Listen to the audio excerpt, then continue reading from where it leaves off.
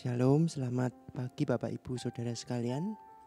Pada hari ini Selasa 15 Juli 2025, sebelum kita memulai aktivitas kita, mari kita terlebih dahulu mengawalinya dengan membaca dan merenungkan firman Tuhan. Sebelumnya mari kita awali dengan berdoa terlebih dahulu. Mari kita berdoa. Bapa, dalam nama Tuhan Yesus, terima kasih Tuhan buat pagi hari ini Tuhan, Kau telah membangunkan kami dengan tubuh yang sehat. Dan jika sebentar kami akan memulai aktivitas kami dengan terlebih dahulu membaca dan merenungkan firman-Mu, kiranya Tuhan berkati supaya setiap pembacaan dan perenungan firman-Mu ini, firman-Mu dapat kami jadikan pedoman dan dapat kami lakukan dalam kehidupan kami hari lepas hari Tuhan. Firman-Mu dapat menjadi penuntun kami dalam menjalani kehidupan ini Tuhan. Terima kasih Tuhan, hanya di dalam nama Tuhan Yesus Kristus kami sudah berdoa. Haleluya, amin. Renungan kita pada pagi hari ini diberikan judul Sahabat Karib, diambil dari Mazmur 25 ayat 11-20 dengan fokus kita pada ayat yang ke-14. Tuhan bersahabat karib dengan orang yang takut akan Dia, dan perjanjiannya diberitahukannya kepada mereka. Pasca suaminya meninggal 5 tahun lalu, Lisa kerap diajak berkumpul oleh teman-temannya. Kadang mereka hanya makan siang bersama di sebuah rumah makan, tetapi tidak jarang pula mereka pergi berekreasi keluar kota, bahkan sesekali ke luar negeri. Hidup Lisa kembali bercahaya berkat dukungan teman-temannya. Sebelumnya, Lisa sempat mengurung diri setelah suaminya meninggal dalam kecelakaan tragis kereta. Untungnya, Lisa dikelilingi teman-teman yang merangkulnya dan membangkitkan semangat hidupnya kembali.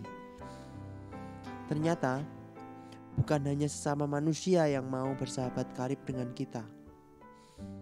Mazmur mengungkapkan bahwa Tuhan pun bersahabat karib dengan orang yang takut akan Dia.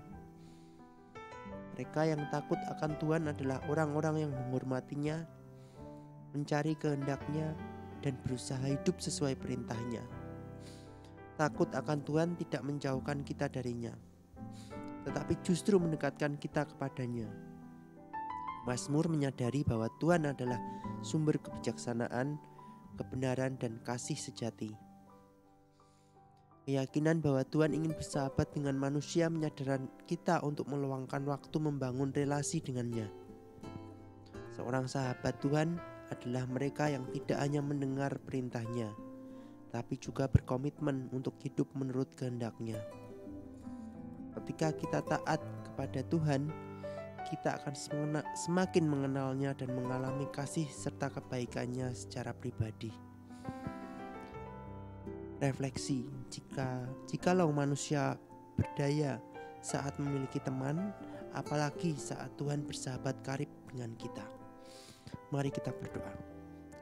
Tuhan Yesus, biarlah hidup kami dapat semakin hari semakin mendekat kepadamu, semakin mengenal Engkau Tuhan, dan biarlah kami bisa menjadi sahabat karib-Mu Tuhan, di mana kami bisa makin hari makin mengenal rencana dan kehendak-Mu dalam seluruh kehidupan kami.